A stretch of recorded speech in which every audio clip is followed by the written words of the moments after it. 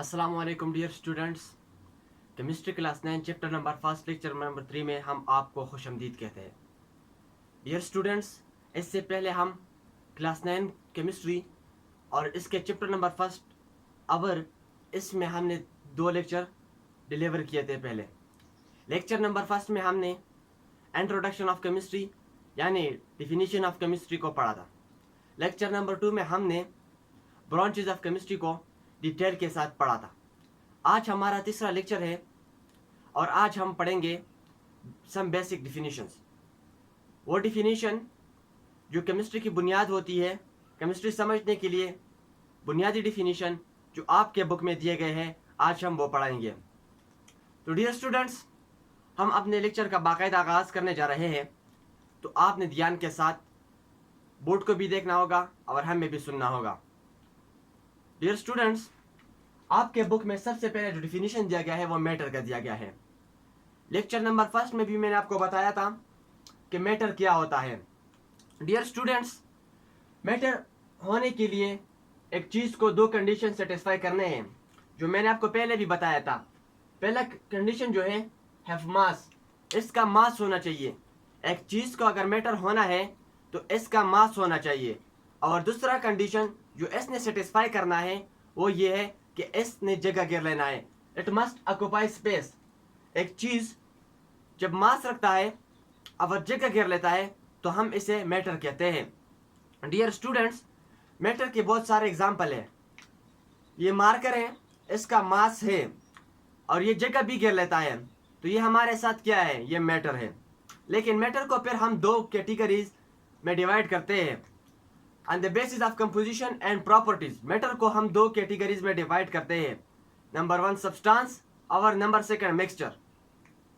Dear students, अगर substance का definition में करना चाहूँ तो मैं ये कह सकता हूँ कि a piece of matter in paper form. एक मैटर का वो पीस, वो हिस्सा, वो टुकड़ा जो अपने पेपर फॉर्म में मौजूद हो, जो अपने पेपर फॉर्म में एग्जिस्ट करता हो, तो इसे हम सब्सटेंस कहते हैं। इसकी मिसाल में हम गोल्ड ले सकते हैं, कॉपर ले सकते हैं, वगैरह वगैरह हम ले सकते हैं। डियर स्टूडेंट्स, सब्सटेंस को फिर हम 2 कैटेगरीज में डिवाइड करते हैं, एक एलिमेंट और एक compound.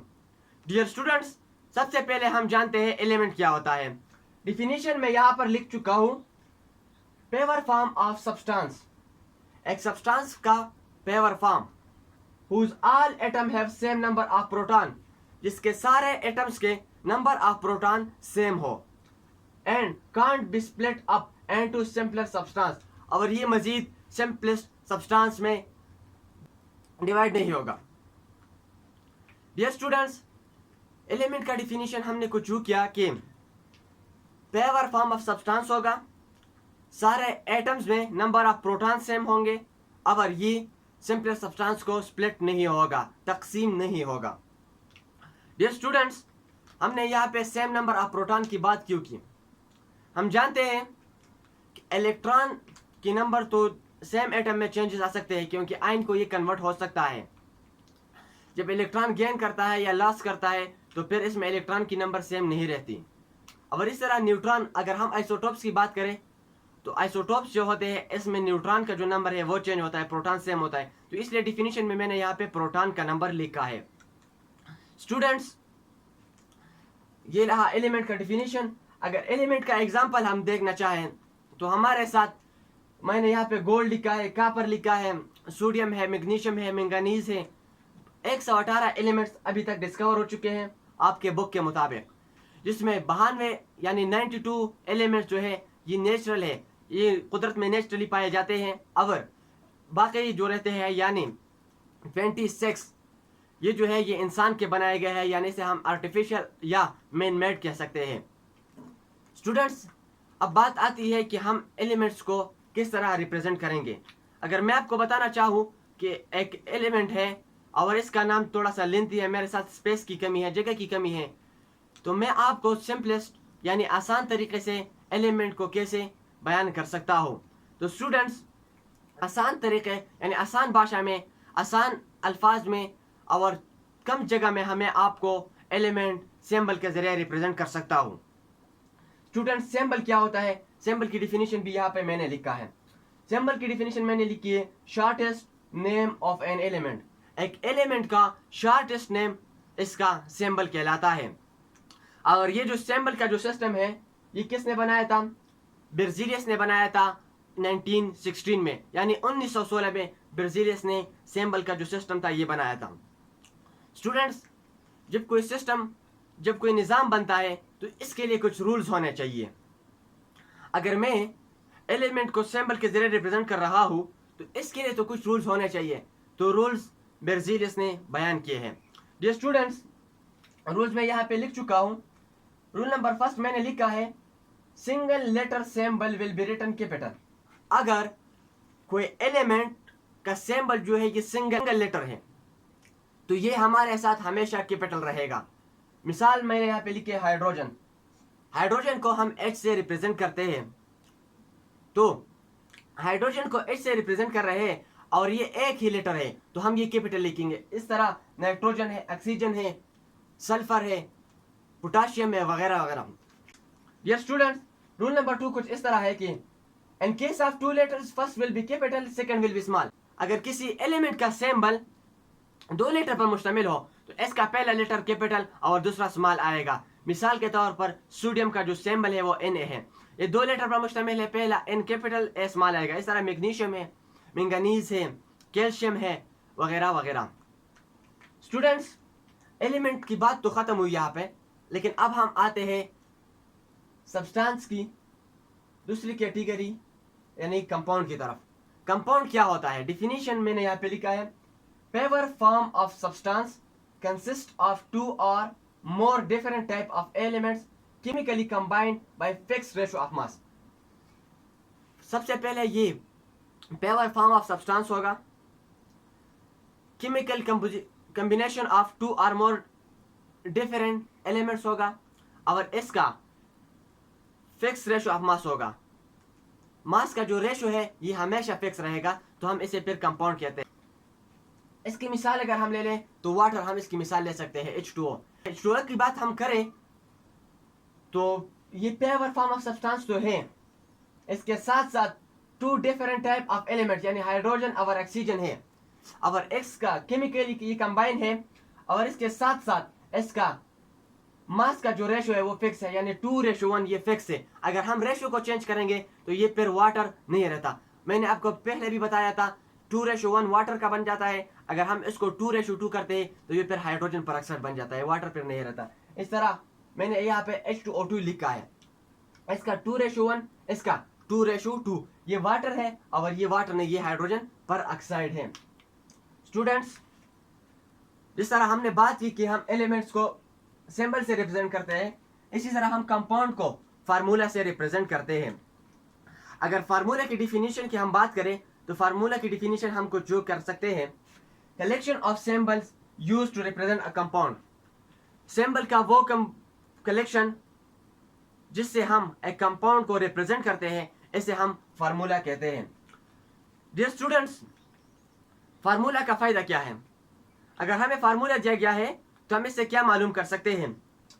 Formula shows elements of which compound is made and their corresponding ratio to each other. Students, यहाँ पे मैंने लिखा है कि फार्मूला हमें दो चीजें देते हैं। एक तो हमें ये एलिमेंट देते हैं जिससे कंपाउंड बना है, कंपाउंड जिस एलिमेंट से बना है ये हमें कौन देता है, कौन हमें बताता है? ये हमें फार्मूला बताता है। इसके साथ साथ इसका रेशो होता है, जिस एलिमेंट से कंपाउंड बना है इसका जो करेस्पॉन्डिंग रेशो है ये हमें कौन देता है? ये हमें फार्मूला देता है। स्टूडेंट, यहाँ पे एग्जांपल की बात करें फार्मूला की, तो एग्जांपल में नंबर फर्स्ट में मैंने NaCl लिखा है, जिसे हम टेबल साल्ट कहते हैं, जिसे हम नमक कह सकते हैं NaCl। इसके बाद NaHCO3 मैंने लिखा है, जिसे हम बेकिंग सोडा कहते हैं। NaHCO3 is the chemical formula of baking soda. Dear students, matter का जो पहला पोर्शन था यानी सब्सटेंस का जो हिस्सा था यहीं पर ही खत्म होता है, और अब हम बात करेंगे इसका जो दूसरा पोर्शन था, दूसरा जो हिस्सा था वो क्या है? मिक्सचर है। तो मिक्सचर की अगर हम डिफिनीशन करना चाहे तो फिजिकल कॉम्बिनेशन ऑफ टू और मोर सब्सटेंसेस। जब हम दो या दो से ज़्यादा सब्सटेंसेस को फिजिकली कंबाइन करते हैं और इसकी मास की जो रेशो है ये फिक्स नहीं रहती, फिर इसे हम कहते हैं मिक्सचर। फॉर एग्जाम्पल यहाँ पे मैंने मिसाल लिखा है, ब्रास का मिसाल मैंने लिखा है। ब्रास एक एलॉय है किस चीज का, इसमें एक होता है कॉपर, Cu सिंबल है कॉपर की, और Zn सिंबल है किस चीज की, जिंक की। आपसे पूछा जा सकता है alloy of copper and zinc is called brass. इसके साथ साथ अगर हम और एग्जाम्पल की बात करें, हम सलाद की एग्जाम्पल ले सकते हैं। हम रेत को पानी में डाल देते हैं, ये भी हमारे साथ मिक्सचर की एग्जाम्पल ही बन जाती है। पिज़्ज़ा जो है ये किस चीज़ का एग्जाम्पल है, ये मिक्सचर का एग्जाम्पल है। चीनी को हम पानी में ले, नमक को पानी में ले, ये सारे जो है ये मिक्सचर के एग्जाम्पल है। डियर स्टूडेंट्स, मिक्सचर को हम फर्दर दो कैटेगरीज में डिवाइड करते हैं on the basis of composition. एक बन जाता है होमोजेनस, एक बन जाता है heterogeneous. Dear student, homogeneous mixture जो है, होमो का मतलब क्या होता है, होमो का मतलब होता है सेम। होमो का मतलब है सेम, तो नाम ही से वाज़ेह हो जाता है कि इसमें कंपोजिशन जो है ये सेम रहती है, यानी इसमें कंपोजिशन यूनिफॉर्म रह जाती है। इसका दूसरा पॉइंट मैंने लिखा, कांट बी सेपरेटेड फिजिकली। ये फिजिकली हम सेपरेट नहीं कर सकते। इसके साथ साथ इसको हम क्या कह सकते हैं, इसको हम सॉल्यूशन भी कह सकते हैं। इसको हम सॉल्यूशन भी कह सकते हैं। इसका एग्जांपल जो है विनेगर यानी सरका है, रेन वाटर है, और NaCl इन वाटर है। स्टूडेंट्स, हम बात करेंगे यूनिफॉर्म कंपोजिशन की। यूनिफॉर्म कंपोजिशन का मतलब ये है कि हम जहां से भी इसका हिस्सा उठाएंगे, इसमें सल्यूट और सॉल्वेंट का जो मकदार है ये सेम ही रहता है। फॉर एग्जांपल हमारे साथ सरका है, अगर हम सरका किसी ग्लास में डालें और इसके बॉटम से हम उठा लें और इसके यानी टॉप से हम कुछ पार्टिकल उठाए, सारी कंपोजिशन सेम रहती है। इसी तरह NaCl जब वाटर में डिजॉल्व होता है तो हमारे साथ क्या बन जाता है, एक सॉल्यूशन बन जाता है और इसकी कंपोजिशन सेम रह जाती है। कंपोजिशन सेम का मतलब ये है, अगर आप बॉटम से चम्मच में कुछ हिस्सा ले और आप टॉप से ले तो दोनों का टेस्ट सेम होगा, दोनों में सॉल्यूट और सॉल्वेंट का मकदार एक जैसा होगा। हेट्रोजेनस हमने बताया, हेट्रोजेनस का मतलब क्या है, डिफरेंट। हेट्रो का मतलब है डिफरेंट, इसका मतलब क्या बना है, इसमें कंपोजिशन यूनिफॉर्म नहीं रहती, हर जगह सॉल्यूट और सॉल्वेंट का मकदार सेम ही नहीं रहता और ये फिजिकली सेपरेट हो सकते हैं। इसकी मिसाल हम ले तो पिज़्ज़ा है। पिज़्ज़ा को अगर आप देखें तो सारे जगहों पे मकदार एक जैसा नहीं होता, सारे जगहों पे टेस्ट एक जैसा नहीं होता। इसके साथ साथ सलाद, अगर आपने प्लेट में सलाद रखे तो मे भी कि ये सारे जगहों पे सेम नहीं हो, ये रैंडम फॉर्म में पड़े हो। इस तरह सैंड एंड वाटर, अगर हम रेत को पानी में ले और इसका थोड़ा हिस्सा बॉटम से ले तो वहाँ पे रेत ज़्यादा होगा, अगर हम टॉप से ले तो चांसेस ये ज़्यादा है कि वहाँ पे रेत के ज़र्रात बिल्कुल ना हो, क्योंकि रेत जो है ये नीचे जाता है और वहाँ पे सेटल डाउन यानी प्रेसिपिटेट होता है। डियर स्टूडेंट्स, आज का हमारा लेक्चर यहाँ पर ही ख़त्म होता है। अगर आपको कोई मसला हो, लेक्चर में कोई सवाल हो, आप कमेंट में पूछ सकते हैं। डियर स्टूडेंट्स, अगर वीडियो अच्छी लगी हो तो दोस्तों के साथ ज़रूर शेयर करेगा, लाइक करना मत भूलिए और चैनल को सब्सक्राइब करें। और नेक्स्ट वीडियो के लिए अल्लाह हाफिज़।